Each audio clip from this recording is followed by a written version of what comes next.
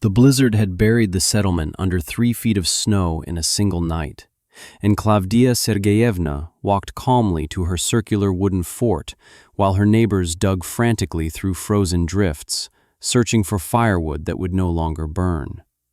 Inside the strange structure they had mocked all summer, her winter fuel supply sat perfectly dry, ready to keep her family alive through the worst storm in 15 years. Before we dive into how one woman's grief became the frontier's most practical innovation, let us know where you're watching from, and if stories of forgotten wisdom move you, hit that subscribe button because tomorrow's tale is even more unbelievable than this one. The winter of 1841 arrived early in the settlement along the Kama River. Klavdia Sergeyevna had lived through 6 winters in this remote Russian frontier outpost, and she understood the rhythm of survival. Cut wood in summer, stack it close to the cabin, preserve food through autumn, seal gaps in the log walls before the first snow. She followed these patterns with the competence that had kept her family alive since they had arrived from Tver province in 1835. Her husband Grigory worked the small plot of land they had claimed, growing rye and keeping 3 goats. Their son Matvey, 7 years old that autumn, helped with chores and played near the wooden palisade walls that surrounded the settlement.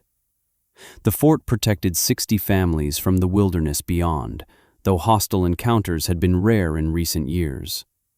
The greater dangers were weather, isolation, and the constant work required to survive in a land that offered nothing freely.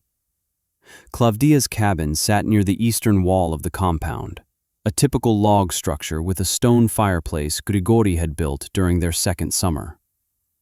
Their woodpile stood against the south wall of the cabin, stacked in the traditional manner. Grigory had cut 12 cords that summer, enough for the cold months ahead.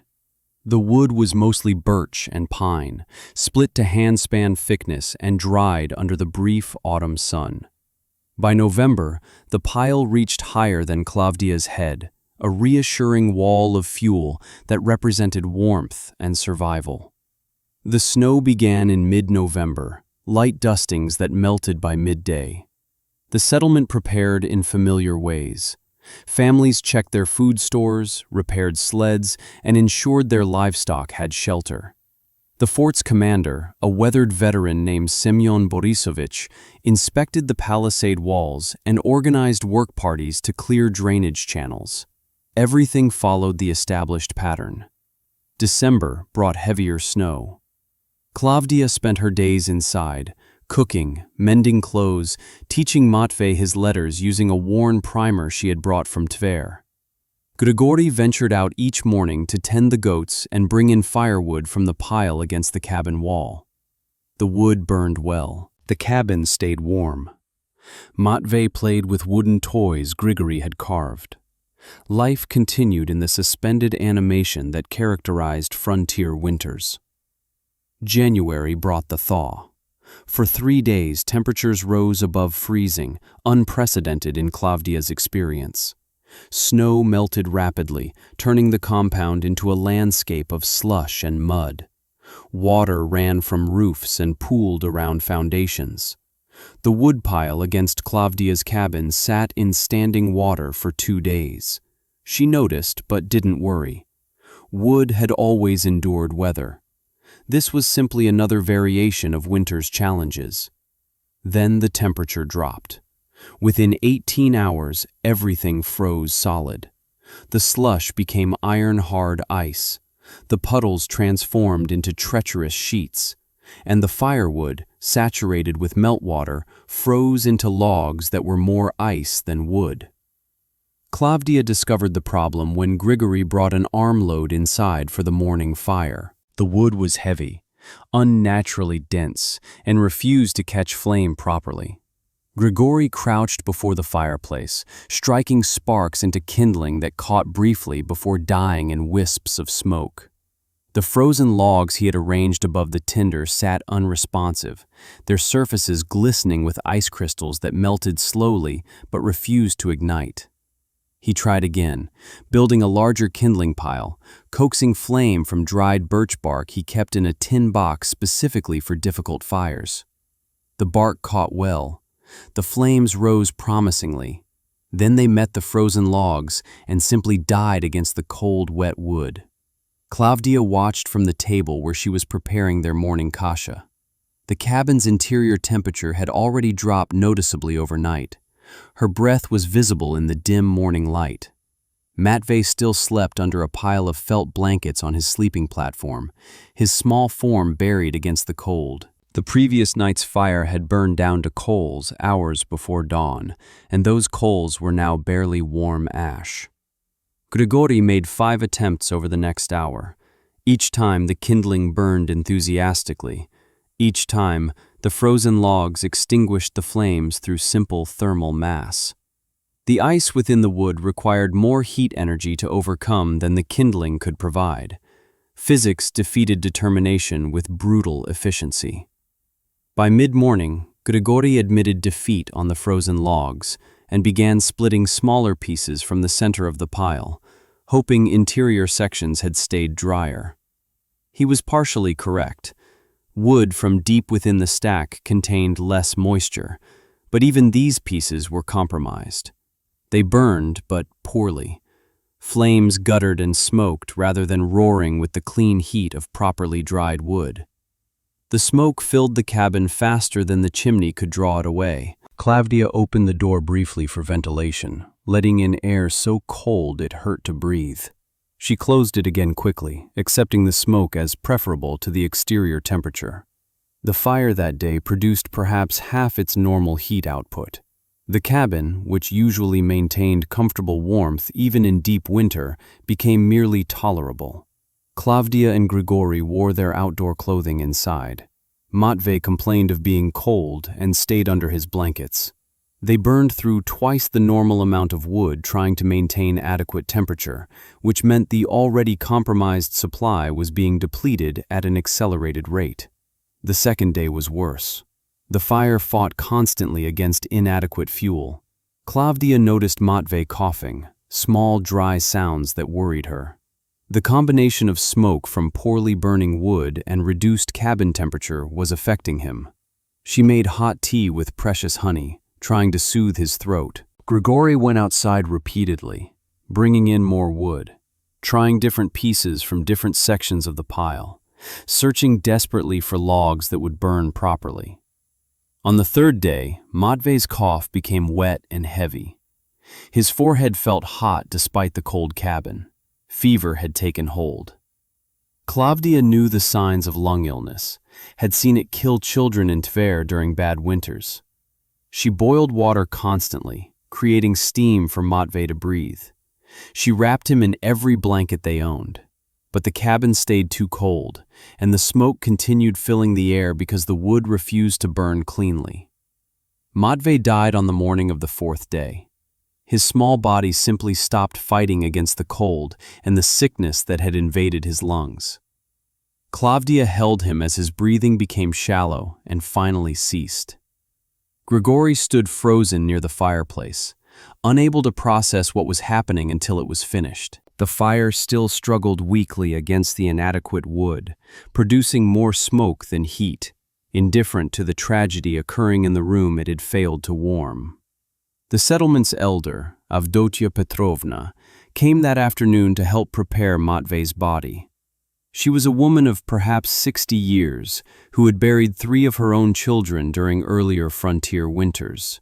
She moved with practiced efficiency, washing Matvey gently while Klavdia sat motionless at the table. Avdotia spoke little, understanding that words offered no comfort. She knew what had killed the boy. Entire settlements had lost children during unexpected cold periods. It was the price of frontier life. They buried Matvey 2 days later on a hillside above the river. The ground was frozen solid.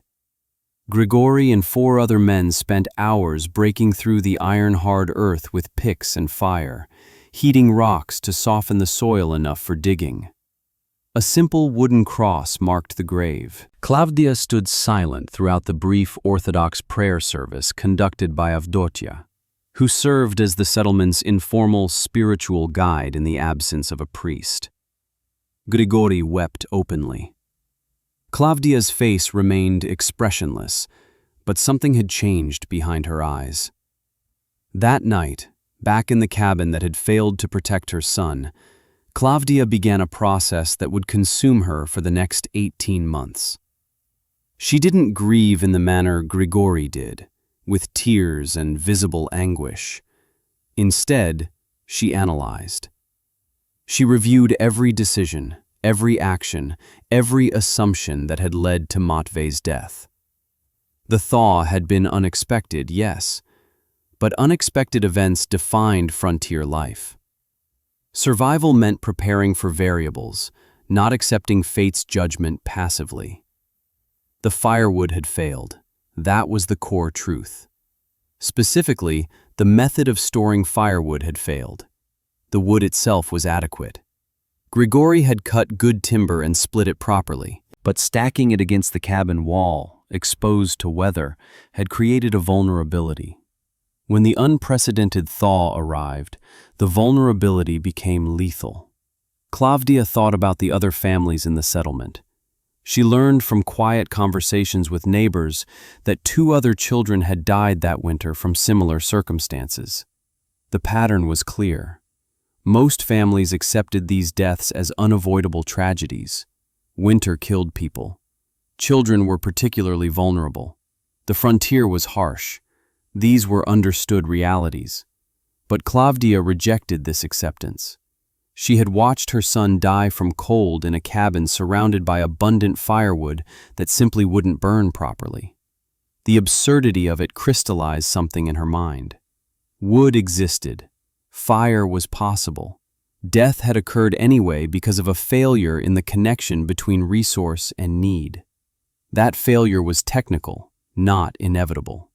Spring arrived slowly in 1842. Snow melted gradually this time, without the dramatic thaw that had caused such devastation.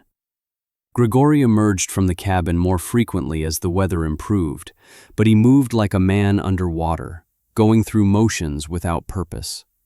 He tended the goats mechanically. He began preparing the garden plot because it was what one did in spring.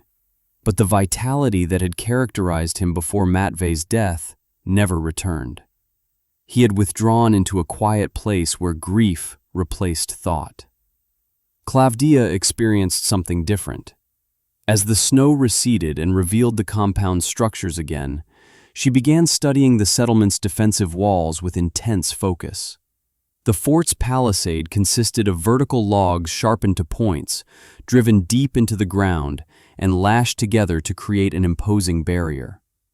3 watchtowers rose above the walls at strategic points, circular structures that provided visibility across the surrounding landscape. These elements had always been present, background features of daily life. Now Klavdia saw them with new attention. She watched how snow accumulated against the palisade walls. The vertical orientation meant snow didn't build up on the logs themselves. Instead, it piled at the base, but the angled, sharpened tops shed additional accumulation efficiently. Wind hit the walls and deflected upward or sideways, creating zones of relative calm on the leeward side.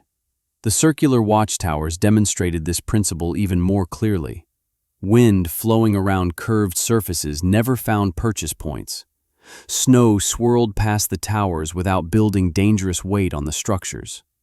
Klavdia began walking the perimeter of the compound daily. Grigori didn't ask why. Other residents assumed she was restless with grief, which was partially true. But her walks had purpose. She examined how the fort's engineers had spaced the palisade logs. They weren't pressed tightly together. Small gaps existed between logs, perhaps the width of 2 fingers. These gaps prevented moisture accumulation that would rot the wood, while remaining too narrow for weapons or hands to penetrate. Air circulated through the walls, keeping the wooden structure dry despite constant exposure to weather. The watchtowers fascinated her most. Their circular design meant no corners existed where force could be concentrated. Weight distributed evenly around the curved walls. The principle was elegant. Linear structures had weak points at corners. Circular structures had none. This wasn't abstract theory. Klavdia observed it functionally every day. The watchtowers stood solid while rectangular buildings showed wear at their corners from settling and weather stress. She began connecting these observations to the problem that haunted her. Firewood needed protection from moisture. Traditional stacking against cabin walls left wood exposed to weather from most directions. Even simple sheds helped, but they were typically rectangular structures with corners that trapped snow and created weak points. What if defensive principles applied to resource protection? What if a circular structure could protect firewood the way watchtowers protected soldiers? The idea took shape slowly over weeks of observation and thought. Klavdia had no formal education in engineering or architecture. She understood buildings through experience and careful attention. Klavdia began sketching her thoughts on pieces of birch bark using charcoal from the fireplace. She drew circles, calculated rough dimensions based on paces walked around watchtowers, and tried to visualize how a scaled-down palisade structure might function for firewood storage. The concept seemed sound in principle. A circular enclosure would deflect wind from all directions. Vertical logs with pointed tops would shed snow. Proper spacing between logs would allow air circulation, preventing the moisture accumulation that caused rot. The wood inside would remain dry regardless of external weather conditions. The practical challenges occupied her thinking during the spring planting season. She worked beside Grigori in the garden, hands moving automatically through familiar tasks while her mind calculated dimensions. How large did the circle need to be to hold a winter's worth of firewood? 12 cords of wood, split and stacked, required significant volume. She estimated based on their previous woodpile's dimensions. A circle approximately 15 feet across would provide adequate interior space while maintaining structural integrity. Smaller circles were stronger, but insufficient storage capacity defeated the purpose. Height presented another consideration. The structure needed to be tall enough to prevent snow drifts from burying the wood inside, but not so tall that it became unstable or difficult to build. She recalled the drift depths from the previous winter. 3 feet of snow had fallen during the worst storm, but wind created drifts exceeding 5 feet in protected corners. A wall height of 6 feet would provide safety margin while remaining buildable. The pointed tops would extend perhaps another foot, giving total structure height of 7 feet. Log selection would be critical. Palisade posts needed consistent diameter for proper fitting. The fort's walls used logs ranging from 8 to 10 inches thick. Klavdia could cut and handle logs of that size herself if necessary, though Grigori's help would make the work faster. She needed approximately 50 logs for a 15-foot diameter circle, accounting for the finger-width spacing she had observed in the fort's construction. The math was imprecise, but close enough for planning purposes. Foundation work would require digging post holes deep enough to anchor the structure against wind pressure. The fort's palisade logs were sunk 3 feet into the ground. Klavdia's smaller structure might manage with 2-foot depth, but deeper was safer. The soil was rocky, making digging difficult. She would need proper tools. Their household possessed basic implements for garden work, but serious excavation required heavier equipment. She made mental notes about what to borrow from community supplies. The spacing mechanism interested her technically. Too tight, and moisture would accumulate between logs. Too wide, and snow would penetrate the interior. The fort's engineers had solved this problem through careful measurement, maintaining gaps just wide enough for air movement, but too narrow for threats. Klavdia decided on gaps approximately 2 inches wide. This would require precision during construction, fitting each log carefully rather than simply dropping them into place. Time-consuming, but necessary. She thought about access. A fixed palisade would trap the firewood inside uselessly. She needed some logs to be removable for loading and retrieving wood. Perhaps a section of 4 or 5 logs that could slide out vertically when needed, then replace for weather protection. This would require careful engineering to ensure the removable section didn't compromise overall structural integrity. Summer arrived with the brief intensity characteristic of northern latitudes. The growing season lasted perhaps 90 days, requiring concentrated effort to produce enough food for the coming year. Klavdia worked the garden with mechanical efficiency, her hands performing familiar tasks while her mind remained focused on the construction project she had been planning since spring. Grigori worked beside her silently, still lost in the fog of grief that had enveloped him since Matvei's death. In early June, Klavdia began cutting trees for her palisade posts. She selected young pines from a stand half a mile beyond the fort walls, choosing trees approximately 8 inches in diameter with straight trunks and minimal taper. Each tree required careful evaluation. Crooked growth or significant branching made logs unsuitable for tight-fitting construction. She rejected 3 trees for every one she felled, prioritizing quality over convenience. The work was physically demanding. Klavdia stood 5 feet 4 inches tall and weighed perhaps 120 pounds. Felling trees and processing logs pushed the limits of her strength. She used a 2-man saw by herself, pulling and pushing until her shoulders burned. Each tree took an hour to drop, another hour to limb and cut to length. She could process 2, sometimes 3 trees in a full day's work. She needed 50 logs. The mathematics were daunting. Neighbors noticed her activity.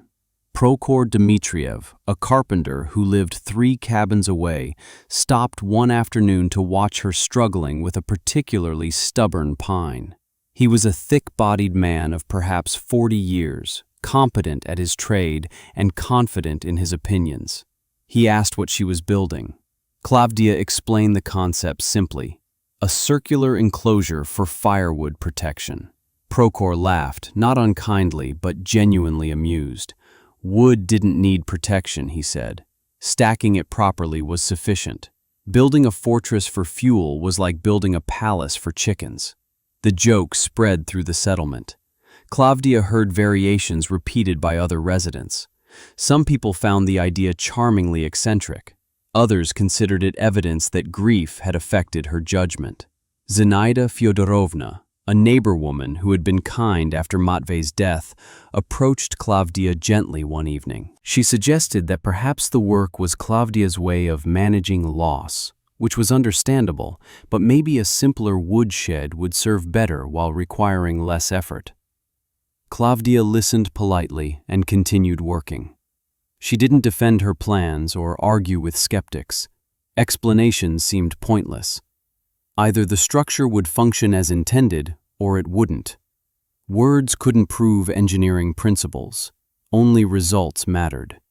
She focused on execution rather than persuasion. By mid-July, she had felled and rough-cut 30 logs. Each log measured 7 feet long, 8 to 9 inches in diameter, as straight as natural growth allowed. She hauled them back to the compound using a small sledge Grigori had built years earlier. The sledge worked adequately on forest floor debris, though dragging 80-pound logs was exhausting work. She made 2 trips daily, morning and afternoon, bringing back 4 logs per day on average. The sharpening process began in late July. Klavdia used a hand axe to shape one end of each log into a gradual point.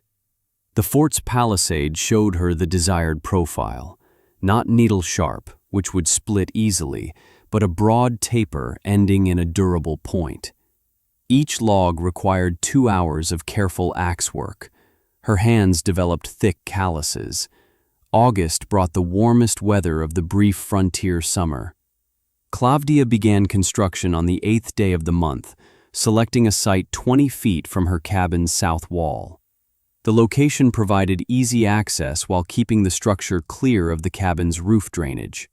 She spent the morning marking the circle's perimeter using a stake and rope, scratching a line in the hard-packed earth that defined where 50 post holes would need to be dug.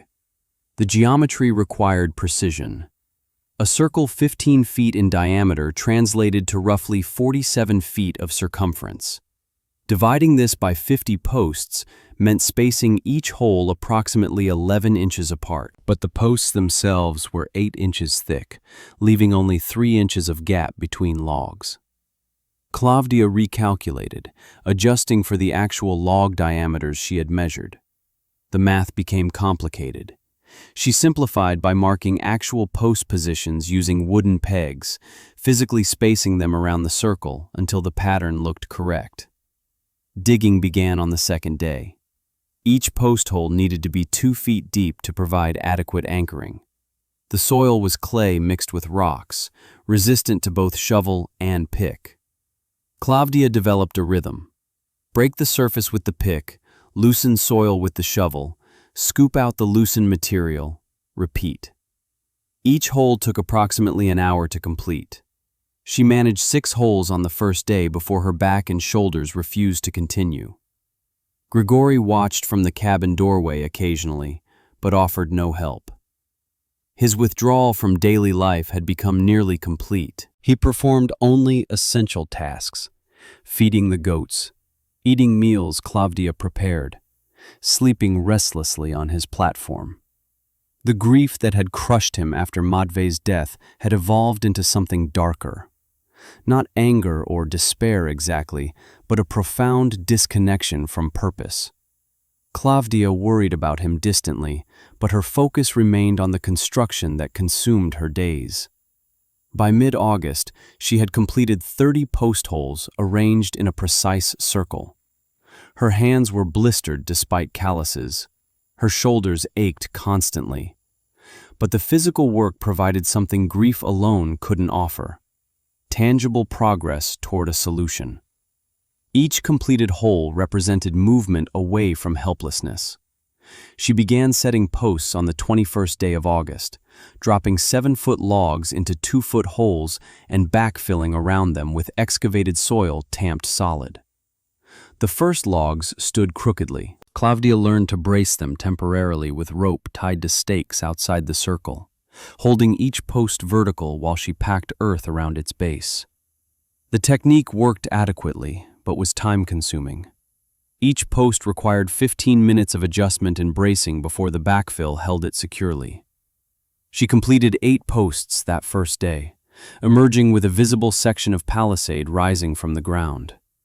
Prokhor stopped by that evening to examine her progress. He circled the partial structure, noting the careful spacing and vertical alignment. His assessment was technical rather than mocking. The craftsmanship was adequate, he admitted, but the purpose remained absurd. Firewood didn't require such protection. A simple 3-sided shed with a slanted roof would cost 1/10 the effort and serve equally well. Klavdia thanked him for his opinion and continued working. The circular structure grew steadily through late August. Klavdia set 4 to 6 posts daily, working from dawn until the light failed. The palisade began taking recognizable form, a ring of sharpened logs rising 6 feet above ground level, with pointed tops extending another foot skyward. The gaps between posts remained consistent, approximately 2 inches wide, allowing clear views into the interior space while preventing snow penetration. The engineering was sound. The purpose, according to most settlement residents, remained questionable. Prokhor's initial amusement evolved into open ridicule. He began referring to the structure as Klavdia's Fortress during evening gatherings near the communal well, where residents collected water and exchanged gossip. The name stuck immediately. People found it funny. A woman building a miniature fort to protect Firewood from imaginary threats seemed perfectly absurd. The settlement had survived decades of winters using traditional wood storage methods. Klavdia's elaborate construction implied that generations of frontier residents had been foolish, which people found insulting. The mockery took various forms. Children played games around the incomplete structure, pretending to defend it against attacking squirrels. Men made jokes about extending the settlement's walls to protect individual potatoes. Women whispered that grief had affected Klavdia's judgment more severely than anyone had realized. The comments weren't particularly cruel by frontier standards, where harsh humor helped people cope with difficult lives. But they were persistent and unanimous. No one, excepting possibly Grigori, who noticed nothing, believed the structure served any practical purpose. Zinaida Fyodorovna approached Klavdia with genuine concern one afternoon in early September. She had been widowed 3 years earlier and understood loss intimately. She sat beside Klavdia near the construction site and spoke carefully. Everyone processed grief differently, she said. Klavdia's response to Matvei's death had taken the form of this building project, which made psychological sense as displacement activity. But perhaps the effort had gone far enough.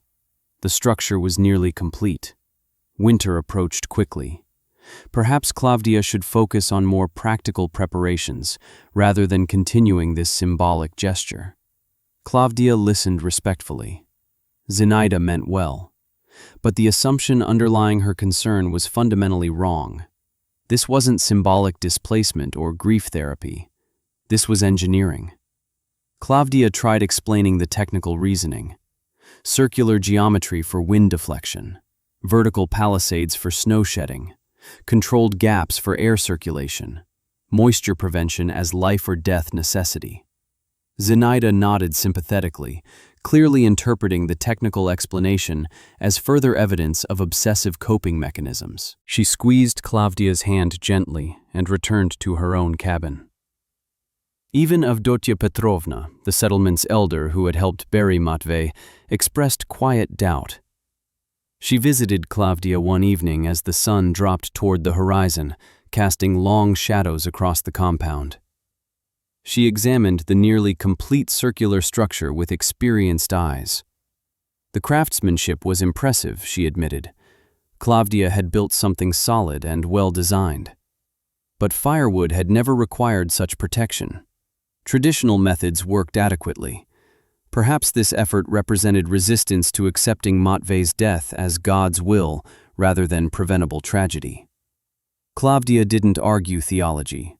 She simply continued working, setting the final posts, adjusting gaps, ensuring vertical alignment. The final posts went into the ground during the second week of September. Klavdia stood back that evening and examined the completed circular palisade with critical attention. 50 vertical logs formed a ring 15 feet in diameter, their sharpened tops rising 7 feet above ground level. The structure looked solid and precisely built, but appearance alone meant nothing. Function would determine success or failure, and function depended entirely on details most observers couldn't see. The spacing between posts represented her most critical calculation. She had maintained gaps of exactly 2 inches between each log, measured carefully using a stick she had marked for consistency. This dimension balanced competing requirements. Wider gaps would allow snow infiltration during blizzards when wind drove frozen particles horizontally. Narrower gaps would trap moisture between logs, creating conditions for rot that would destroy the structure within a few years. 2 inches provided optimal air circulation while blocking weather penetration. The pointed tops served dual purposes. Obviously, they mimicked the fort's defensive palisade, but Klavdia's reasoning was practical rather than aesthetic. Snow accumulation added tremendous weight to flat surfaces. She had watched the settlement's rectangular storage sheds collect snow on their roofs until the structures groaned under the load. Pointed surfaces shed snow continuously through simple gravity. The accumulated weight never developed. Her palisade posts would remain clean and functional regardless of snowfall depth. The foundation depth of 2 feet provided anchoring adequate for the structure's height and exposure. Deep enough to prevent frost heave from displacing posts during freeze-thaw cycles. Deep enough to resist wind pressure against the 6-foot-tall walls. She had tamped the backfill soil thoroughly around each post, creating solid support that would maintain vertical alignment through years of weather stress. The posts wouldn't shift or lean unless the soil itself liquefied, which was impossible in this climate. She had designed a removable access section consisting of 5 consecutive posts on the south-facing side. These posts sat in their holes without backfill, held upright by wooden braces attached to adjacent fixed posts. The braces could be unlatched from inside, allowing the 5 posts to be lifted out vertically when she needed to load or retrieve firewood. Replacing them afterward restored the circle's weather protection. The mechanism was simple but effective, requiring no complex hardware or difficult manipulation. Load distribution was inherent in circular design. Rectangular structures concentrated stress at corners where perpendicular walls met. Circles distributed stress evenly around the entire perimeter. Each post supported an equal fraction of total load. Wind pressure against one section transferred smoothly to adjacent sections rather than concentrating at weak points. The principle was ancient, observed in nature's tendency towards circular forms in tree trunks and bird nests where structural efficiency mattered. The interior space measured approximately 177 square feet, calculated from the 15-foot diameter. Stacking firewood efficiently in this space would accommodate 13 to 15 cords, depending on split wood dimensions. More than adequate for a harsh winter. The circular layout meant no difficult corners to fill or wasted space in remote sections. Every piece of stored wood remained equally accessible from the removable access section. Klavdia had no formal training in structural engineering, but she understood principles through observation and practical experience. Late September brought the first serious cold. Morning frost whitened the compound's packed earth, and residents began shifting into winter preparation mode. Gardens were harvested completely. Livestock were assessed for which animals would be kept through winter and which would be slaughtered for preserved meat.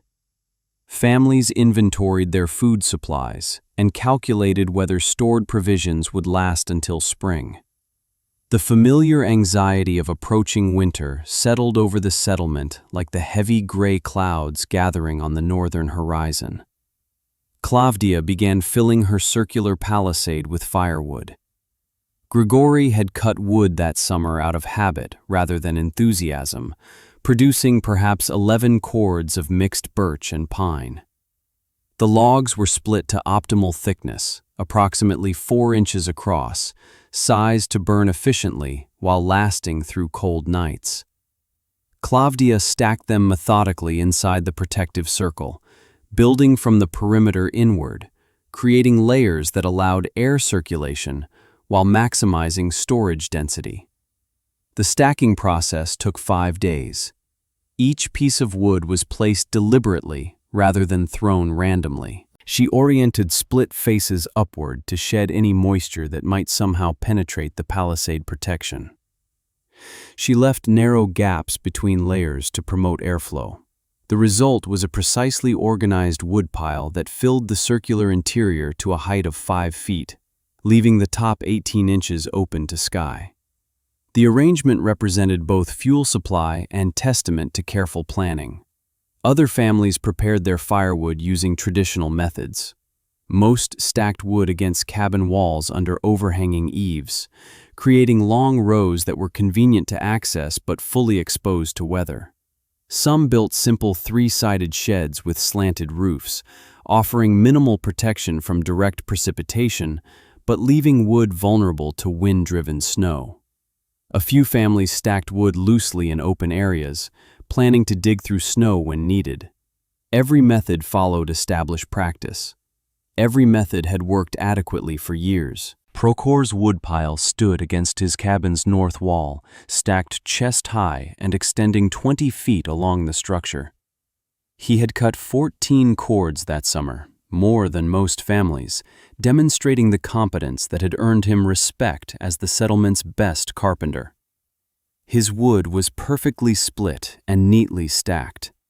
When he saw Klavdia's completed circular structure filled with wood, he walked over to examine it closely. He circled the palisade, peering through the 2-inch gaps at the precisely stacked interior. His assessment was technical and honest. The construction quality was excellent, but the entire effort remained unnecessary. His wood, exposed to weather as it had been for 15 years, would serve perfectly well. Zenaida had stacked her more modest supply, perhaps 7 cords, under a simple shed attached to her cabin's side wall. The shed had a slanted roof and open front, traditional design that required minimal construction effort. She watched Klavdia complete the filling process with sympathetic concern. The fortress was finished now.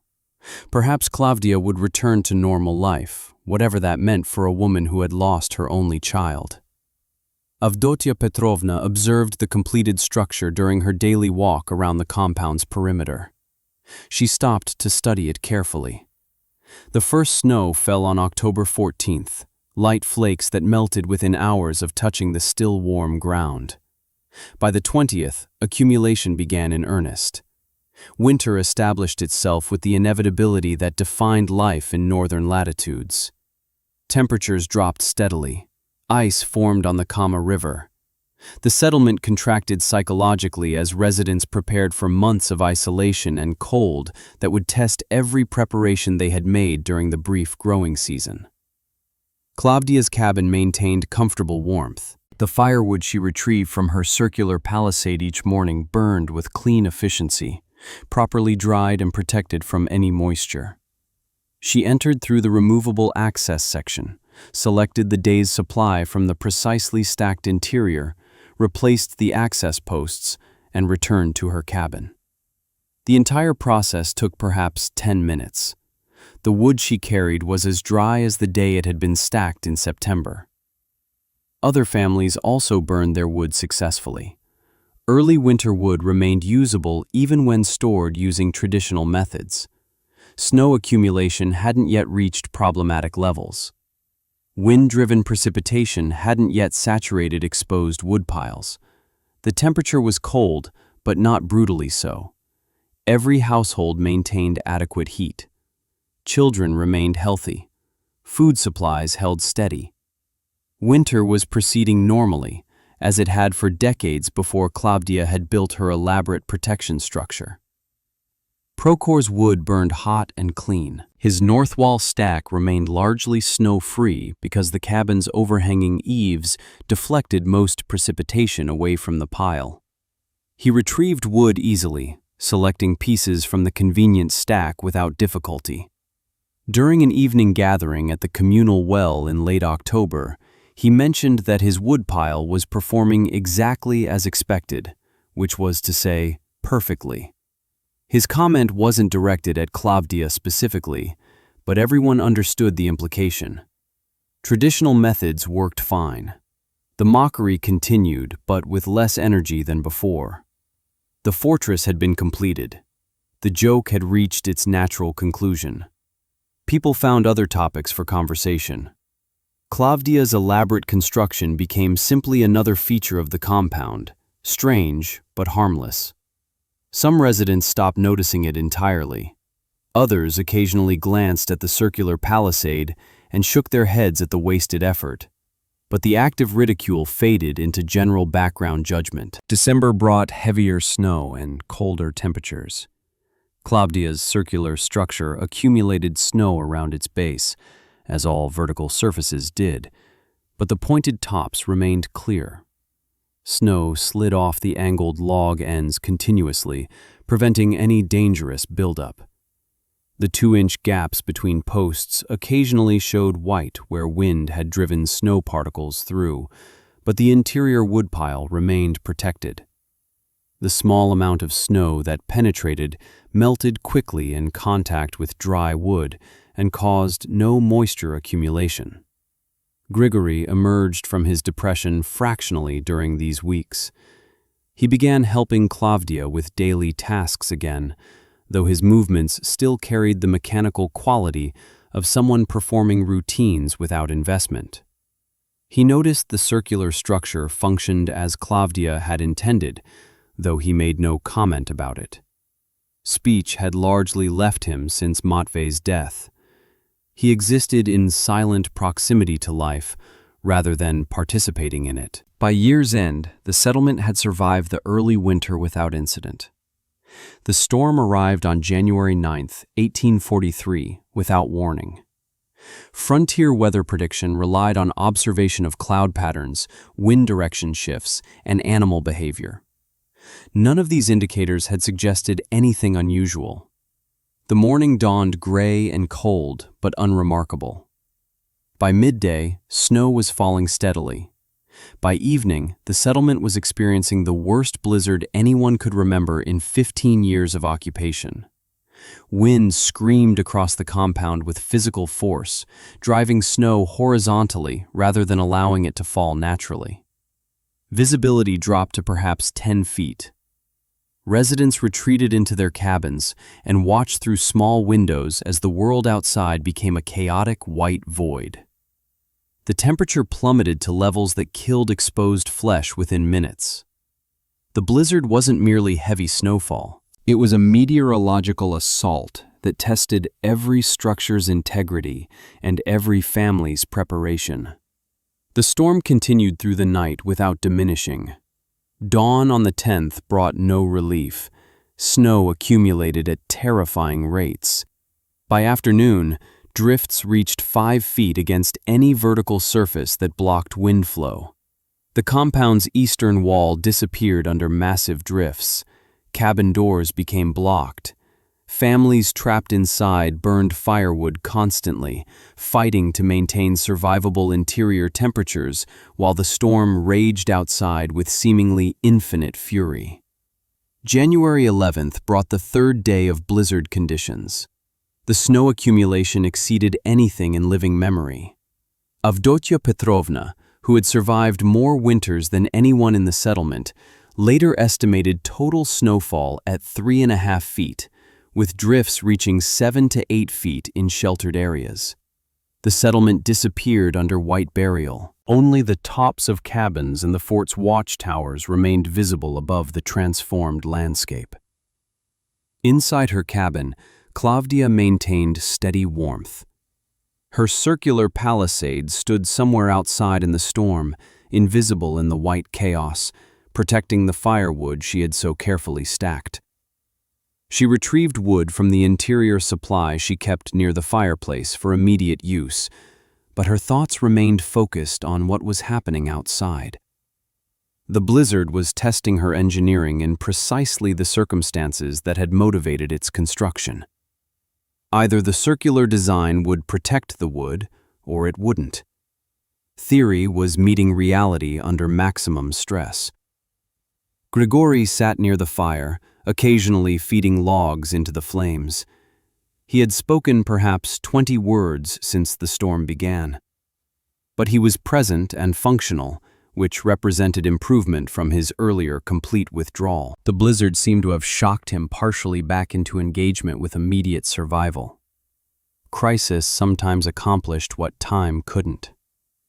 The storm finally broke on the morning of January 12th. The wind died suddenly, and snow stopped falling as abruptly as if someone had closed a door. Silence replaced the 3-day roar. Residents emerged cautiously from cabins into a transformed world. The settlement existed under a blanket of white that had reshaped every familiar surface. Paths had disappeared. Landmarks were buried. The compound looked like an entirely different place. Klavdia stepped outside and immediately understood that the real test was beginning. The blizzard had delivered the challenge. Now she would discover whether her preparation had been sufficient. The transformed settlement revealed problems within hours. Families who stored firewood against cabin walls discovered their supplies buried under massive drifts. The snow wasn't loose powder that could be brushed aside easily. 3 days of wind pressure had compressed it into dense mass that required serious excavation. Men began digging desperately, using shovels to tunnel through 5 to 7 feet of packed snow toward wood piles they could no longer see. Prokhor attacked the drift covering his carefully stacked wood with determined efficiency. He was strong and experienced, understanding immediately that speed mattered. His family's cabin had already cooled noticeably overnight as their interior wood supply dwindled. He needed to reach his main woodpile quickly to maintain heat. He excavated steadily for 2 hours, throwing snow aside in heavy shovelfuls, creating a trench toward where his stack should be located. When he finally reached the woodpile, the situation was worse than he had feared. The wood wasn't merely buried, it was encased in ice. The blizzard's wind had driven snow particles into every gap between logs, and the extreme cold had frozen everything solid. The carefully stacked wood had become a unified mass of timber and ice, welded together by cold into something resembling a wooden glacier. Individual pieces couldn't be extracted without significant effort. Prochor tried pulling logs free. They wouldn't move. He tried prying with a metal bar. The ice held stubbornly.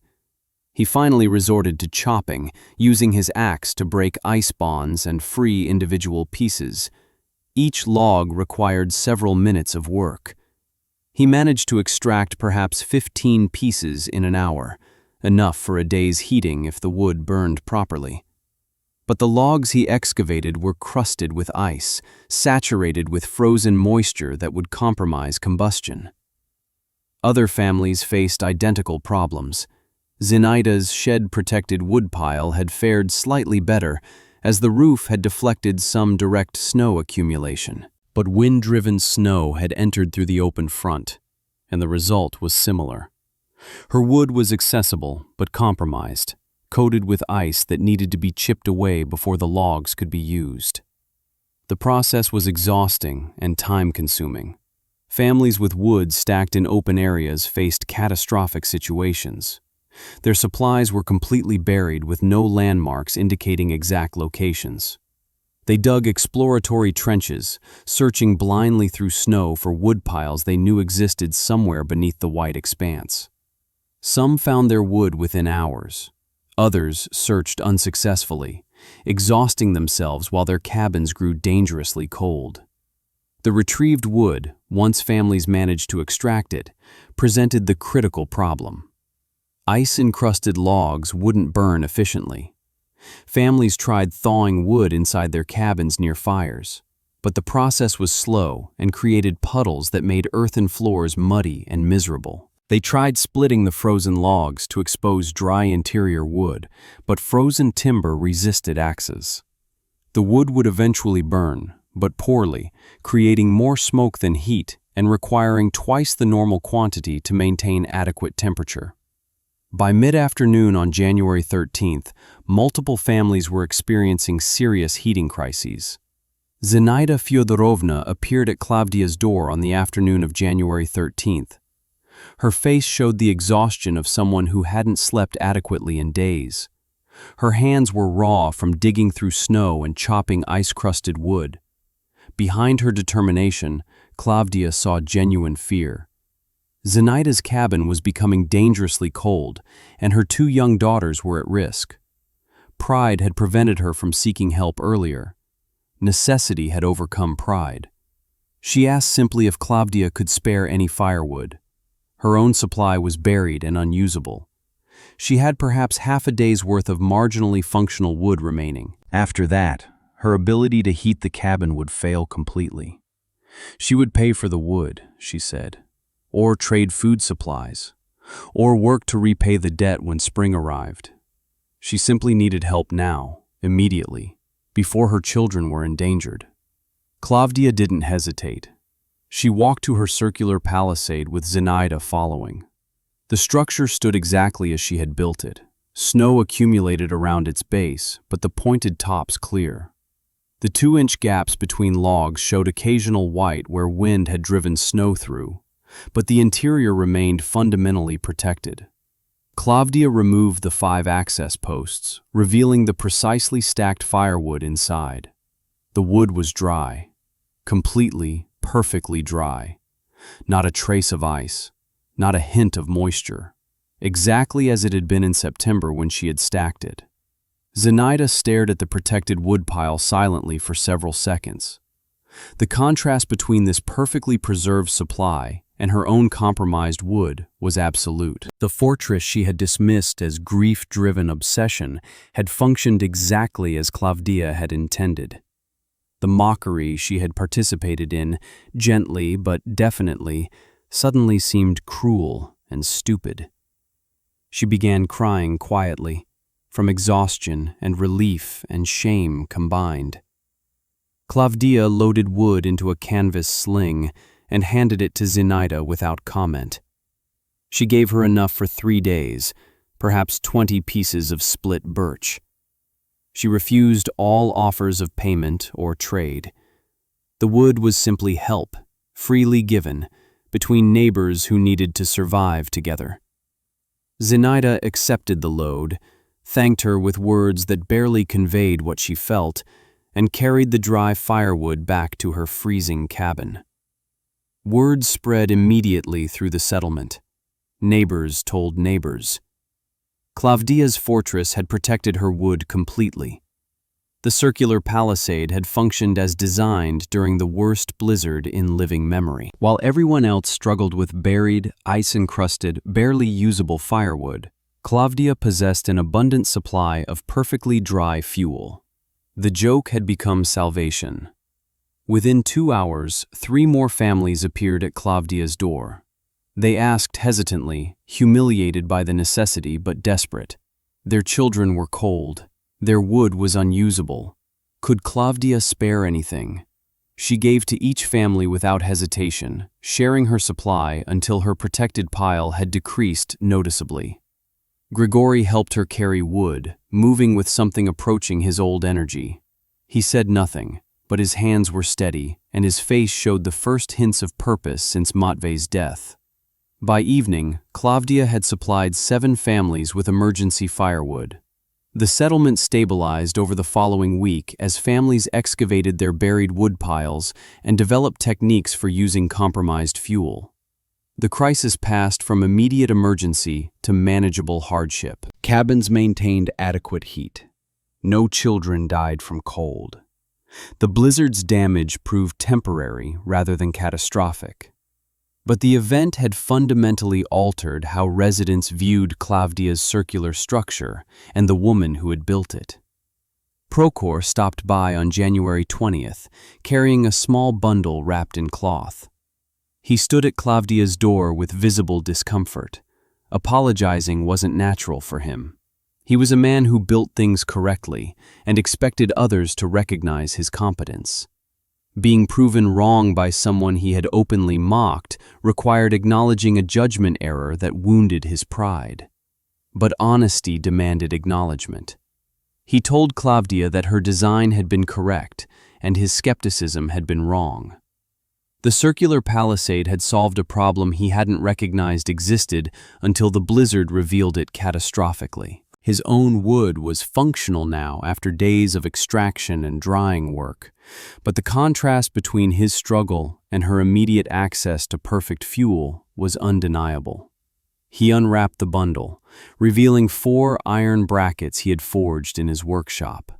They were well-made pieces, precisely fitted with mounting holes. He offered them as payment for the wood she had given his family during the crisis. Klavdia accepted them graciously, though she had expected nothing. Grigori observed these interactions with increasing engagement. Watching neighbors come to Klavdia for help, seeing her innovation validated dramatically, seemed to penetrate the fog that had surrounded him since Matvei's death. He began speaking again in full sentences rather than monosyllables. He asked Klavdia technical questions about the palisade's construction, wanting to understand the engineering principles she had applied. His questions suggested genuine interest rather than mere politeness. One evening in late January, Grigori sat with Klavdia near their fireplace and spoke more continuously than he had in months. He said he had failed their family by withdrawing after Matvei died. While he had been lost in grief, Klavdia had been solving the problem that killed their son. She had built something that would prevent other families from experiencing similar tragedy. Her response to loss had been useful. His had been paralytic. He didn't ask forgiveness exactly, but acknowledged the difference between their approaches with painful honesty. Klavdia listened without judgment. Grief affected people differently. Grigori's withdrawal had been natural, not chosen. But his return to engagement was welcome. She needed a partner, not just another person occupying the cabin. The work ahead would require both of them. The circular palisade had proven itself, which meant other families would want to build similar structures. Knowledge needed to be shared systematically. That required communication skills Klavdia possessed, but could execute more effectively with Grigori's help. The blizzard had validated her engineering, but validation without dissemination wasted the opportunity. If the technique remained unique to her household, it failed at larger scale. The goal wasn't personal advantage, but community survival improvement. Winter would kill people every year unless better preparation methods spread throughout frontier settlements. Spring arrived slowly in 1843. Snow melted gradually through March and April, revealing the compound in stages like a curtain being drawn back from a stage. By early May, the ground was visible again, and residents emerged from winter isolation with the relief of survivors. The blizzard of January had become the settlement's reference point for extreme weather. People dated events as before or after the Great Storm. The winter had tested everyone. Some had passed easily. Others had barely survived. Prokhor approached Klavdia in mid-May with direct purpose. He wanted to understand exactly how she had designed and built the circular palisade. Not from curiosity, but from professional need. 3 families had already asked him to build similar structures before the next winter. He could copy what he observed, but copying without understanding the underlying principles might lead to failures. He needed to learn the actual engineering, not just replicate the visible form. Klavdia agreed without hesitation. Knowledge became useless if hoarded. She spent an afternoon explaining her design process to Prokhor, walking him through each decision and the reasoning behind it. The circular geometry wasn't arbitrary aesthetic choice, but functional requirement for wind deflection. The 2-inch gaps between posts balanced air circulation against snow penetration.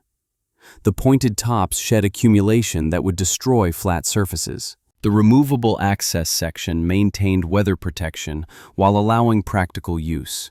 Prokhor listened with the focused attention of someone learning a trade skill. He asked technical questions about post depth, spacing calculations, and structural load distribution. Klavdia answered each question precisely, sharing measurements and methods without reservation. She explained how she had selected trees, why diameter consistency mattered, how she had maintained vertical alignment during construction. The conversation lasted 3 hours and covered every aspect of the palisade's creation. Other men joined the discussion as word spread that Klavdia was explaining her methods. By evening, 7 residents had gathered near her circular structure, examining it closely while she described construction details. Some took notes on birch bark using charcoal. Others simply memorized what they heard. The gathering became an informal engineering seminar, frontier style, with a woman who had never attended school teaching practical architecture to men who built structures for living. The questions revealed how thoroughly the blizzard had changed community perception. No one mocked anymore. No one suggested the effort was excessive or grief-driven delusion.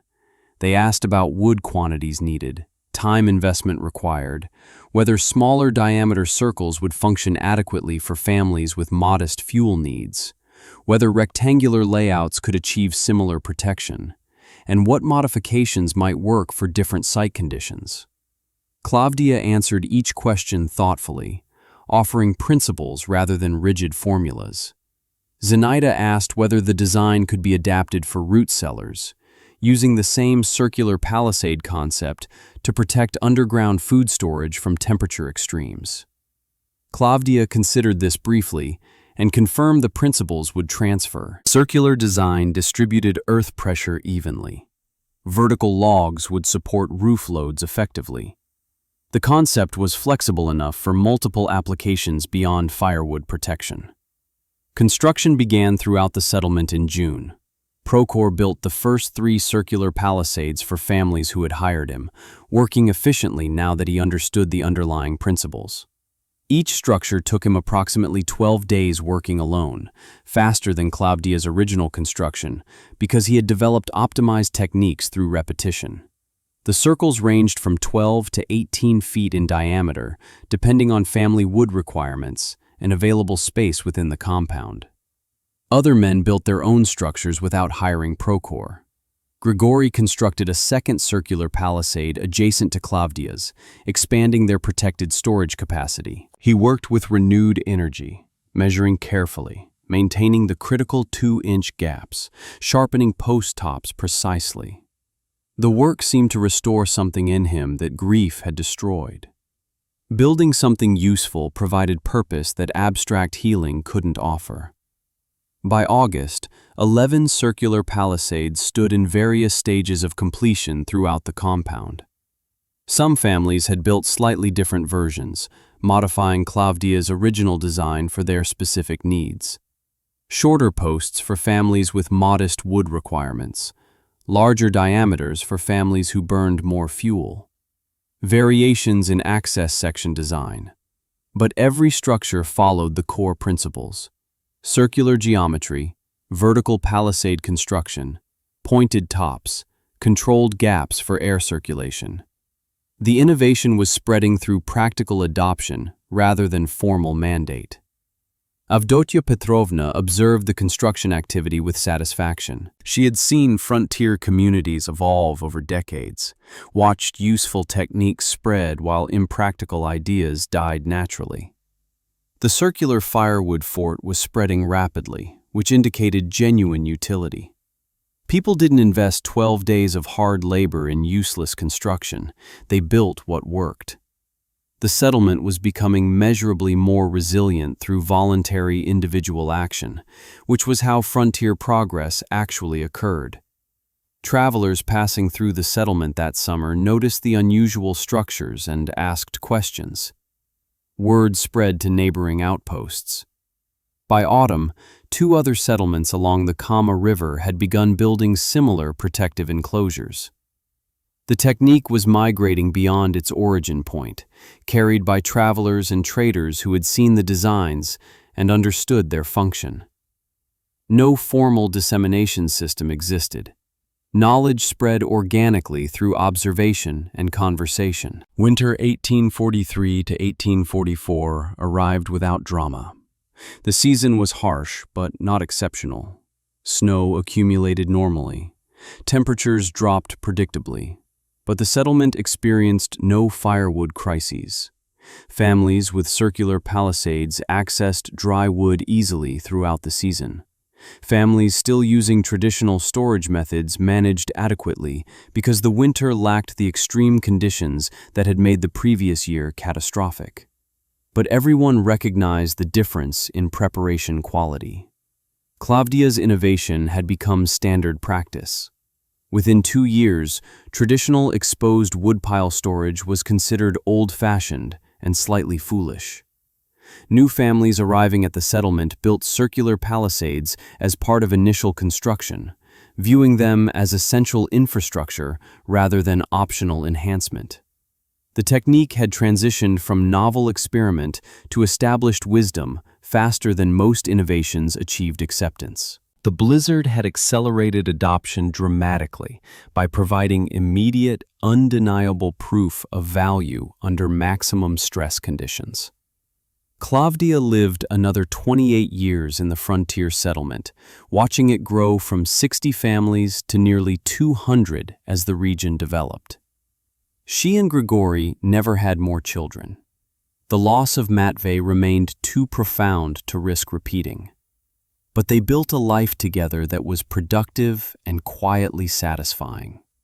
Grigori's carpentry skills improved significantly, and he became the settlement's primary builder of circular storage structures, eventually training apprentices who carried the technique to other communities. The circular palisade design spread throughout the northern frontier during the 1840s and 50s. Variations appeared as builders adapted the core concept to different climates and available materials. Some settlements built permanent structures using stone foundations. Others created portable versions that could be disassembled and moved. The fundamental principles remained consistent: circular geometry, vertical construction, controlled airflow, weather protection. The innovation had proven robust enough to survive modification while maintaining effectiveness. By the 1860s, the technique had become so common that its origins were largely forgotten. New residents assumed the circular firewood forts had always existed, like log cabins and palisade walls. The specific history of Klavdia's grief-driven innovation faded into the general category of frontier wisdom. This didn't bother her. Recognition had never motivated the work; survival had. The fact that families stayed warm through harsh winters using techniques she had developed was satisfaction enough. Klavdia died in March 1871 at age 54.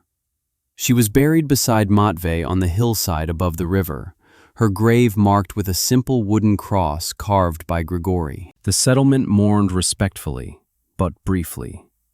Frontier life didn't allow extended grief. Grigori lived another 7 years before joining her and their son in the family plot overlooking water that flowed endlessly toward distant seas.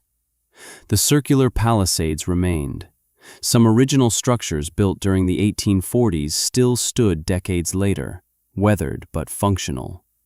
Newer versions appeared constantly as families arrived and established themselves.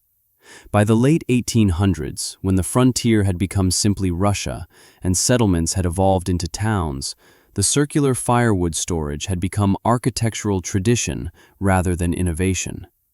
People built them because everyone built them, without knowing why the design worked or who had invented it. Historians examining frontier architecture occasionally noted the circular palisade storage structures as interesting regional variations. Academic papers mention them briefly in discussions of vernacular building traditions. But the connection between these functional designs and a woman named Klavdia, who had lost her son and refused to accept that loss as inevitable, remained undocumented. The story survived only in oral tradition, passed between families who remembered, until eventually even that faded into silence. What remained were the structures themselves. Circular rings of vertical logs with pointed tops standing throughout northern settlements, protecting winter fuel from weather that would otherwise render it useless. Each structure represented the same principle. Tragedy could drive innovation. Grief could become purpose. And one person's obsessive determination to solve a problem could save lives across generations. The legacy wasn't carved in stone or written in books. It stood in practical wooden forms scattered across the frontier, each one a quiet testament to what knowledge and refusal to accept fate could accomplish on the Russian frontier.